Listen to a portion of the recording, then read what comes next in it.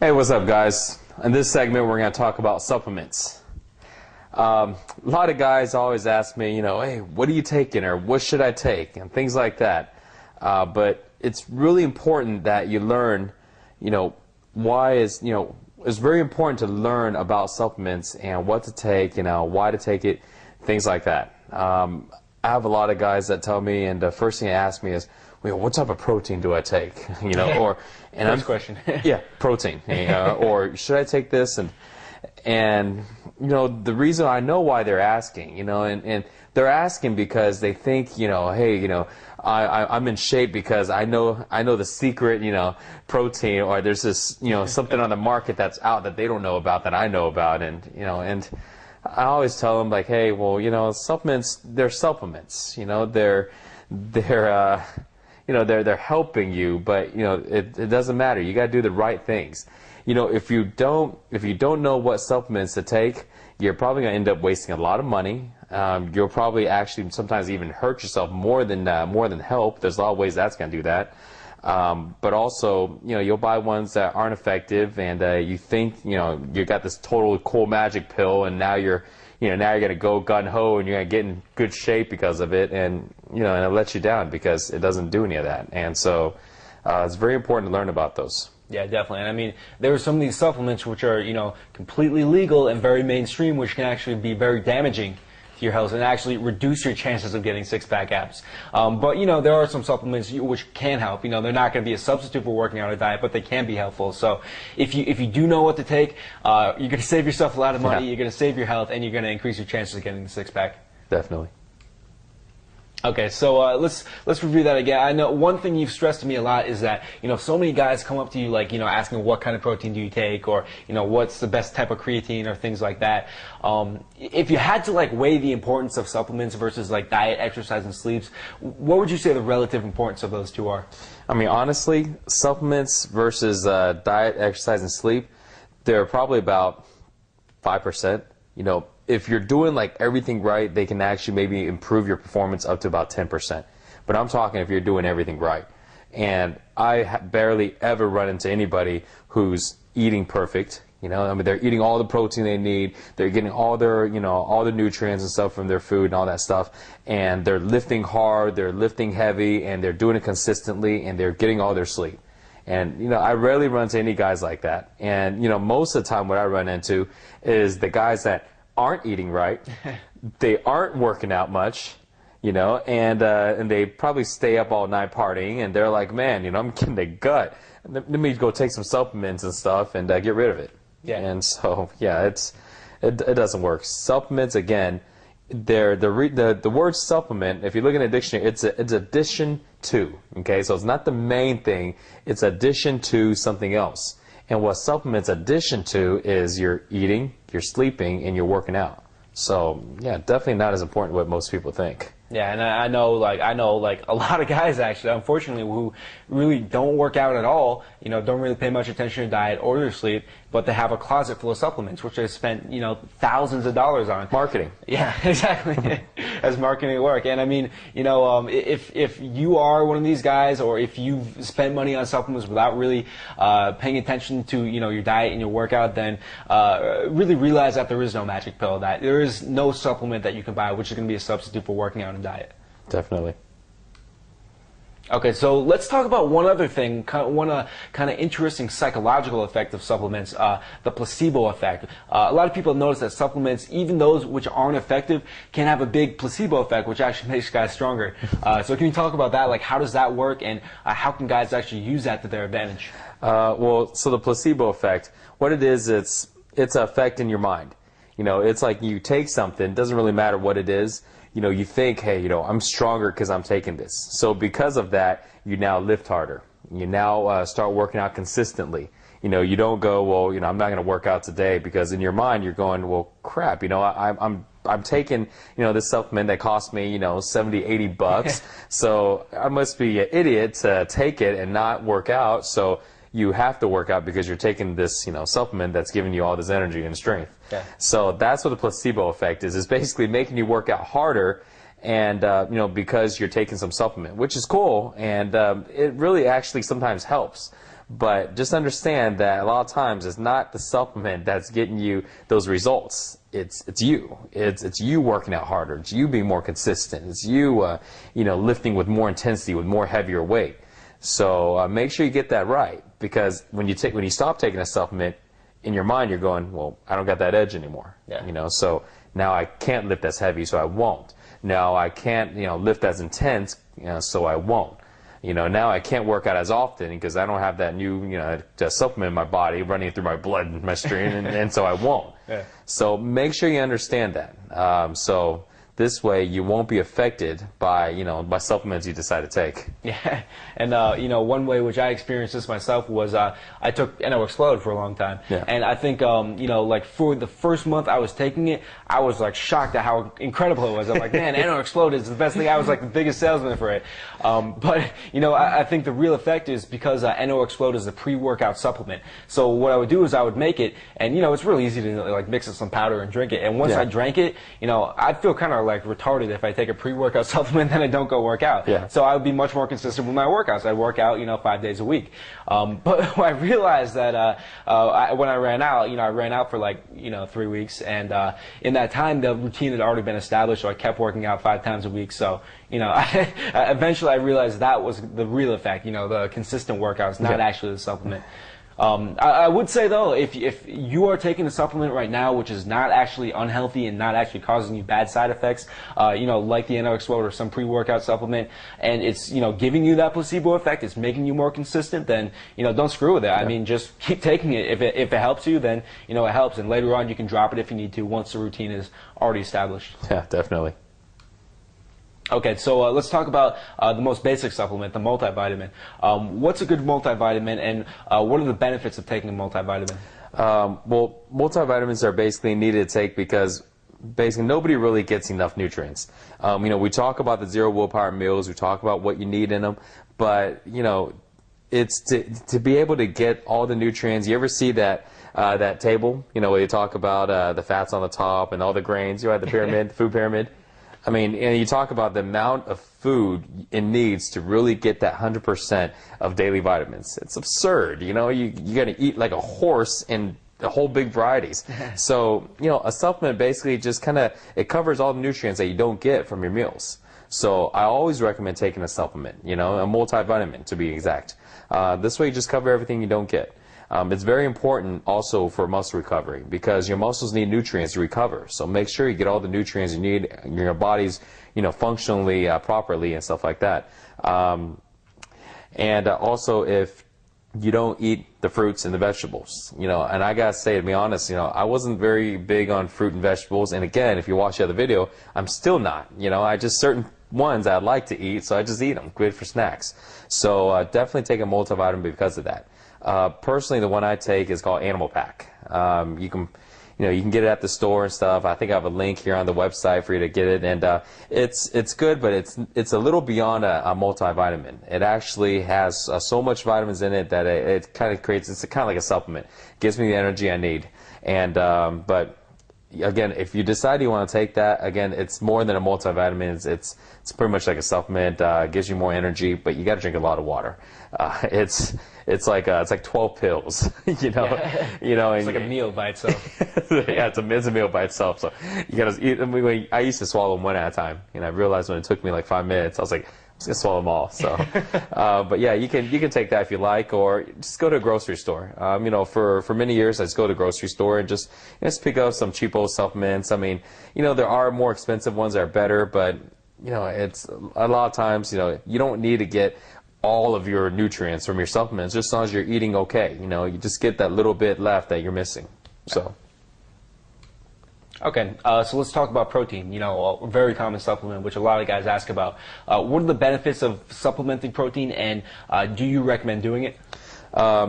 If you realize that you're not getting the amount of protein in your diet, but you should, because remember, every one of your meals should have your protein and your carbs. But if you find that you're not, or you find that you have a problem, eating that much meat, then having a protein powder is good. It's going to make sure that you get just the perfect amount of protein. And if you don't get enough, you can go ahead and get a scoop or two of protein to kind of make up for it. But I don't recommend on a regular basis. Protein is one of those supplements that are just blown way out of proportion. I used to take protein a long time ago because I followed all the markets and I read all the magazines and I was like, all right, new protein, it's just needed. All the big guys are taking it. And then I got sick and tired of it. I got sick and tired of tasting protein and drinking, literally like half my meals, if not more. You should see how I put down a protein shake with a blender. I hold the whole blender like this. And so I went ahead and just stopped. I go, you know what? Even if I'm getting all these effects from protein I thought I was, and I'm just tired of drinking all this crap, and because some of the proteins are all thick and junk, and you gotta scoop it from the, so I stopped. And you know what? I got in better shape. I actually got leaner not taking protein. Here's the reason why, guys, because people get so fixated on getting that certain amount of protein. They put down all these shakes. They don't realize how much liquid calories you're getting from these protein shakes. And once I realized, I started going and I created the willpower system. I realized those meals I'm eating actually had more food and it lasted longer in my system and it had the same amount of protein versus when I drank the shakes, it just runs through my body. Exactly. So, I actually got leaner, not taking protein. But for you guys, if you have a problem getting the amount of protein you need, it's definitely a good supplement, but don't do it on a regular basis. You're probably going to end up, overeating on your calories. Yeah, and I think, in some of the other videos we talked about how it can be good, for example, when you're traveling and you can't get the protein, or, in some situations where you couldn't get to a zero willpower meal, but, obviously just a zero willpower meal is the best long-term solution. Yeah, I mean, like, you can get a jug of protein and just keep it in your pantry, because you never know, sometimes you may run out, out of the blue. And so, just do that, and kind of like a backup. Or, let's say, you ran out of Tupperwares today, and you're like, oh, crap, I need to eat my protein because I just worked out, 40 minutes ago. Well, yeah, then just go there and grab it. If you all do want to know, because I have a protein in my pantry, I just don't really take it much. I take it sometimes, but because it's good. But the one I take is Elite. It's you can find it. I think I put the link also on the website. But check it out though. It's not too bad. Pretty low in calories, and sugar's low. Carbs is pretty low too. Great. Okay, so let's talk about another supplement, fish oil. What's the benefits of fish oil, and do you have one that you recommend? Fish oil is good for you. It's one of the few fats that are good for you because it helps increase your metabolism. And also, it's pretty good for your joints. With fish oil, don't get so fancy. They have a lot of different ones out there. Just get your omega-3, 6, and 9. Okay, so you can sometimes get them in all in one bottle or all in one pill. Sometimes you may need to get separately. Usually, I just run to the supplement store and I just pick it up, and then I just keep it as part of my daily diet with the multivitamin. Yeah. So sometimes I don't get all the fats in, so that's definitely good. Yeah, definitely. So let's talk about another one which is pretty popular among a lot of guys, fat burners. So what are kind of the benefits and drawbacks of fat burners, and do you have one which you recommend? Fat burners. So this is one that's really good. Fat burners, they work. That's the thing. You take it, you feel it. So automatically, it's not like a multivitamin, so where it's kind of like in your mind, you're going, I'm taking this multivitamin, I don't really feel the difference, but it's doing something in your body. Well, fat burners are totally different. You take it, and within, an hour, you're running around, you're going jittery. And well, here's the thing, though. See, fat burners create this illusion, that your metabolism is higher. Because remember, your main deal is if you can increase the burning versus the eating. Burning's higher, then you lose weight. So what fat burners do is they create this illusion that your burning is higher. So without having to build extra muscle, without doing all that, they create this illusion. So a lot of times when you take fat burners, you may feel like your body's heating up more and your heart rate's going. So, you start dropping a little bit of weight. So number one, it's water weight. And a lot of times you'll find out that the first 5 to 6 pounds that you lose is all water weight. You haven't lost an ounce of fat at all. But people will think, oh, that's working, because I'm losing weight. So number one, it's water weight. It's going to dehydrate you. Your mouth is going to get all dry. You're going to constantly be using the restroom. But then, you're going to lie to yourself because when you look in the mirror, you look a little leaner because all your water's gone. Remember how much your body is water, okay? So that's one thing. But number two, is if you did decide to take it so long to where it did actually start burning a little bit of body fat because it increased, increased your body temperature and your heart rate. So you have this, you have this increase in burning because of the fat burner. Well, guess what? When you stop taking it, the burn goes away, right? And here's another thing. When you're burning that much, what do you do with your eating? Well, you're like, man, I'm eating whatever I want and it seems to be working, so you increase the eating. So, so then afterwards, when you stop taking the fat burner, what happens to your burning? It goes back down. What happens to your eating? It stays the same. Why? Because people are used to eating a certain amount of food, certain type of food, and before you know it, you don't just gain the weight back from before, you gain extra because you're eating extra now. It totally screws you up, and before you know it's so. Fat burners, the only time I recommend fat burners, guys, is when you're trying to get down to the single digit. I mean, when you're getting down to 9%, 8%, 7%, and again, you won't be able to stay there for very long because it's really, really tough. But if you need to get down to the single digit for maybe some type of bodybuilding show or some type of sport to where you need to make a weight class, then you know what, do it. But when it comes to the long run, it's going to screw with your metabolism more than you want because also, there's a lot of caffeine, there's a lot of stimulants in there, okay? So that's the only time I recommend it. Besides that, just stay away from it. Because you don't want to look for that, a short temporary result and then you come back and gain all this weight back and gain all this belly fat. It's not worth it. If you do decide that you need to get down to single digits, the one that I've used in the past is called Jet Fuel. It's Jet Fuel Pyro, and again, I think I have the link on the website. Check it out. It didn't give me the jitters at all. The good thing I liked about it was it got my energy and my focus up high, and then when it started to go away, it kind of tapered off slowly. So I didn't get this crazy jitterness for like an hour and then just crashed. Yeah. So that's the only one that I recommend is pretty decent. But again, if you're not trying to get to the single digits, if you're at 18% and you want to get down to 15%, do the right thing, work out, get your sleep, and eat the right foods. If you take that, it's just going to mess you up in the long run. Yeah, definitely. And, one of the most popular fat burners, which I've had some experience with, is hydroxycut. Yeah. This is, incredibly mainstream. They, sell this stuff at Walmart, and, they're selling a lot of this stuff. So I'm like, it's so mainstream, it can't really be that bad. So I started taking it, and what I didn't know was hydroxycut has incredible amounts of caffeine. So much caffeine, I was jittering, I literally could not sit down the entire time. So it made me move around. It was kind of effective in that sense, but the thing was my sleep was tremendously disrupted because of the huge amounts of caffeine, and because I was only sleeping 4 hours a night, that obviously had a bad effect on my muscle building and my fat gain. And the other part was when you stop taking that huge amount of caffeine, you go through a significant withdrawal period. You're gonna feel terrible.